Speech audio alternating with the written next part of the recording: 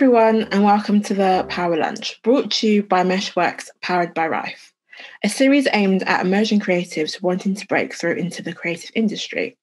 We've all looked at job descriptions and felt out of our depth, unsure whether to apply. Today, we're seeking to learn from the source and open up the recruitment process. While we're talking, you can ask questions live in the chat box. The panelists are here to answer them live. I'm Paris Gardner, a digital illustrator and social media marketer. Alongside running my own creative business, I'm an advocate for paying young creatives their worth. Last year, I was part of the Creative Workforce cohort. Today, I'll be speaking with Kate Gorringe, the creative director from Mr. B and Friends, who recruit by sourcing from their established pool of freelancers. They have a program called Future Friends for junior creatives and intern roles, as well as an outreach program. They use traditional application-based processes for more senior positions. I'll be speaking with Kat Langer and Catherine Cheetham from Fourth Floor, who recruit through their website, Indeed, and social organisations like Babasa. And Bobby Marsh, a senior marketing and PR exec from OggaDoon, who recruit using a mixture of formal and informal practices, such as sourcing from their existing pool of freelancers for ad hoc work with a tight turnaround, and using external recruiters for more permanent positions. So, for my first question, I've been thinking about the barriers that I experience when researching roles, looking at ads on LinkedIn and not understanding some of the industry jargon used in descriptions. What are some of the barriers you think young professionals face when trying to enter the industry? I think one of the things that we've identified is that job descriptions are often this sort of shiny unicorn list of 100 different things we ask people to do. And a lot of people look at those job lists and think, well, I can't do 50% of the things on that list, so I'm going to sort of self-select myself out of the process and not apply. We're all really guilty of it in this industry of sort of asking too much of people. And I would say it's always worth sending in an application. If you don't qualify for the role, then it doesn't matter. You know, there'll be other roles. But if you self-select yourself out the process, then you'll never know. And it's always worth a go. Yeah, definitely. You've got to be in it to win it. Even if you don't have everything that the job description is asking for, it's super important to get your name, get your CV and things, get it on the database for companies. One of the biggest challenges that inexperienced candidates come in with is that they don't have a network or contacts to start with. And just by getting your name onto that database, it gives you a starting point. And from there, opportunities can fall into your lap that you might not expect. So I completely agree. I'll pick up on a couple of other pieces around the barriers. It's really important that us as organisations, we do have a corporate social responsibility to support young professionals. And we need to make sure that there aren't these barriers to feeling that they can apply.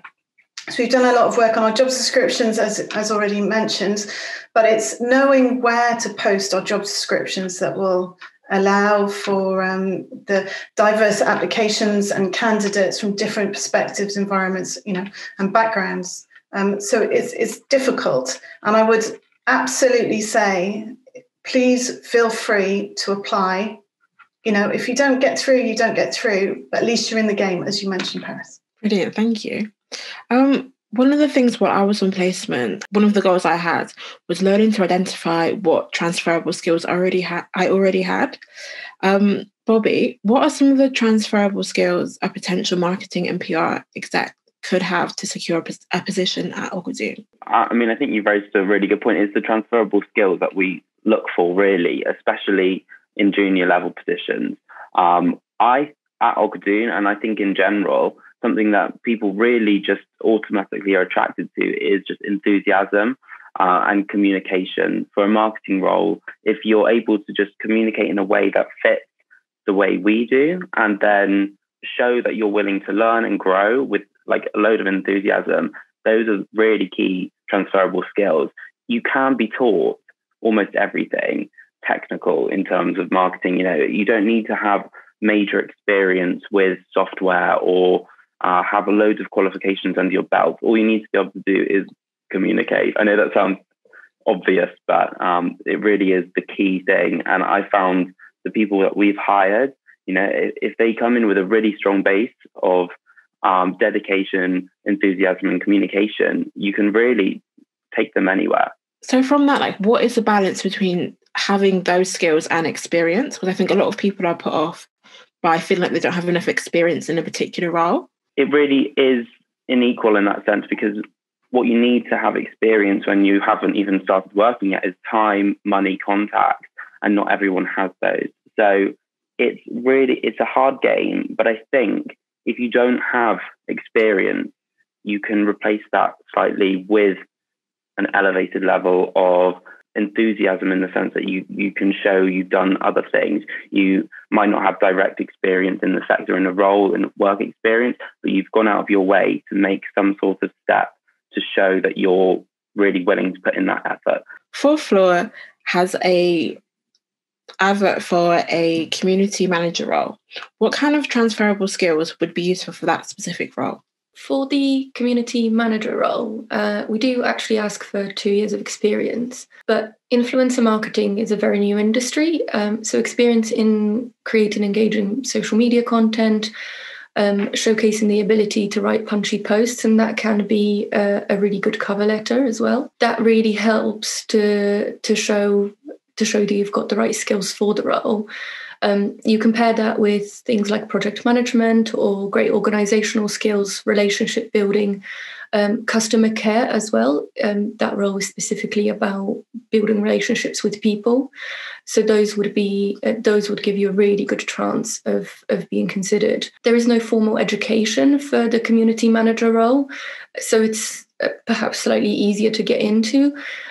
It's very hard to train for the job, so it's on the job training, but showcasing industry knowledge, understanding of the current trends in influencer marketing, it really shows the passion and the drive that we really value. Freelance or volunteer management of social media channels, or your own social media channel that's doing quite well or creating engaging content, are great routes to gaining the invaluable experience and skills that we really look for. Yeah, so just to pick up on Bobby's point really about enthusiasm, I think I was thinking back to one of the last interns we actually recruited to a full-time role at the end of their internship, and they weren't a traditionally trained designer at all. They actually did a degree in biology, but they were entirely self-taught. They really strongly motivated. They went out, they taught themselves software programs, they got involved in small competitions, they designed logos for friends, and I think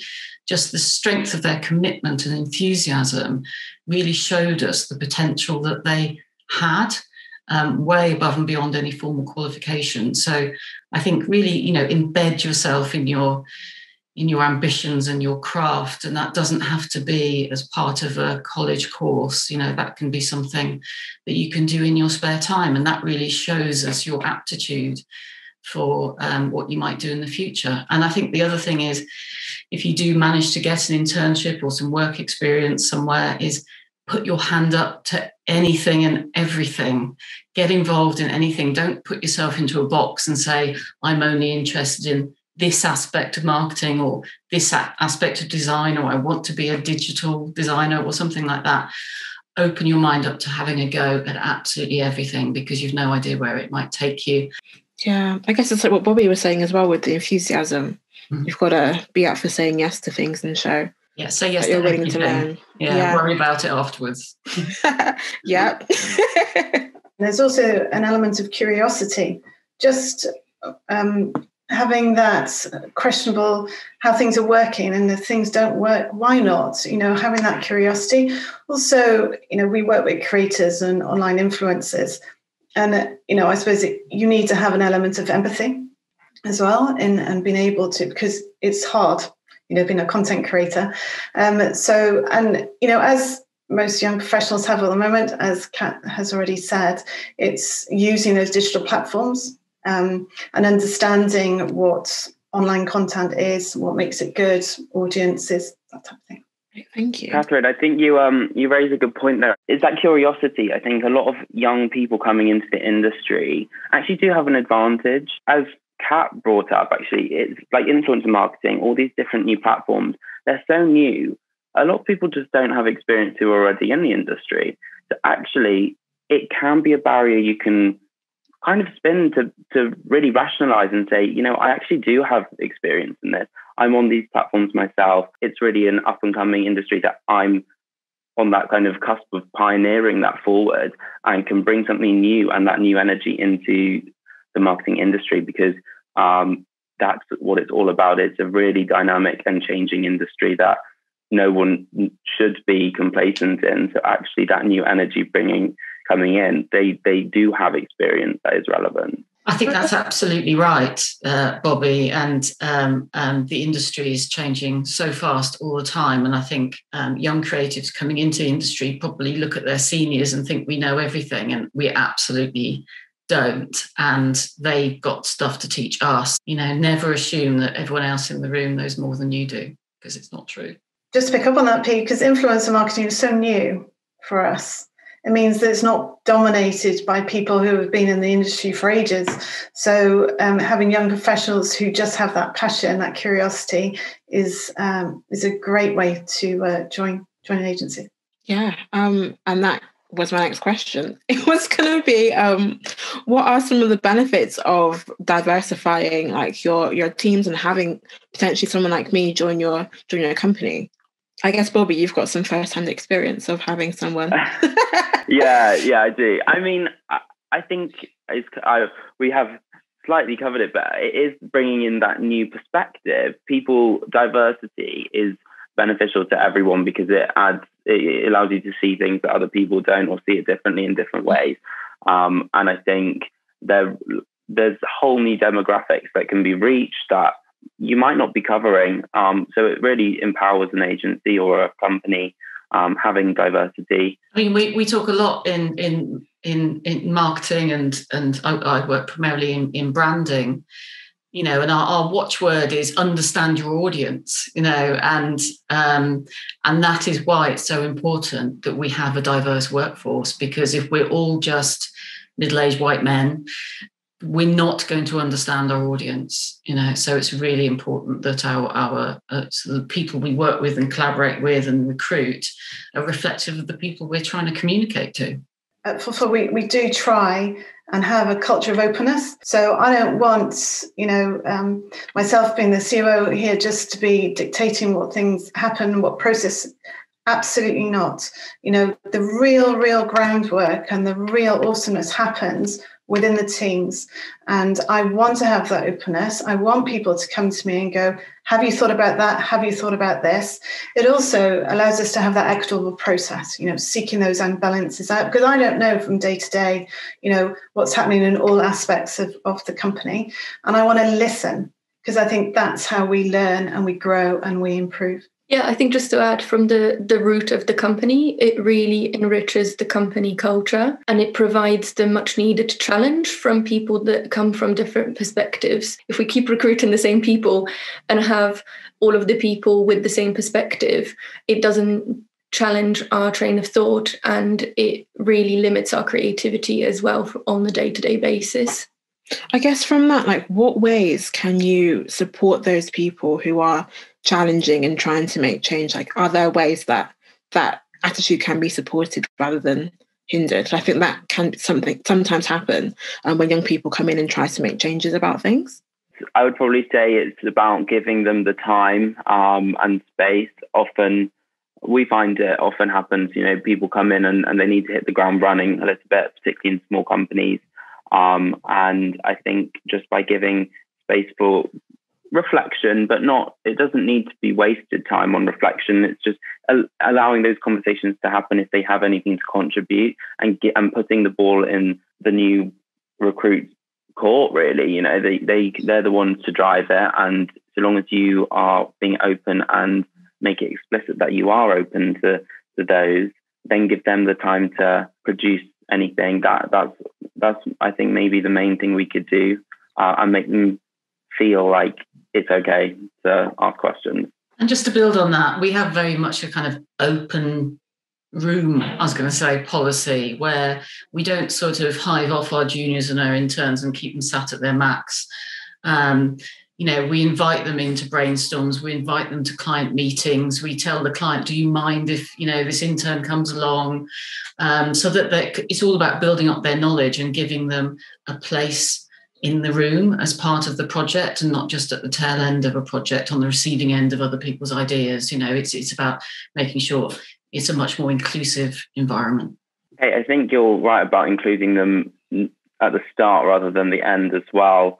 On projects, I think when you join as a newcomer, there is really like a tendency to be a bit of a sheep and follow what's happening.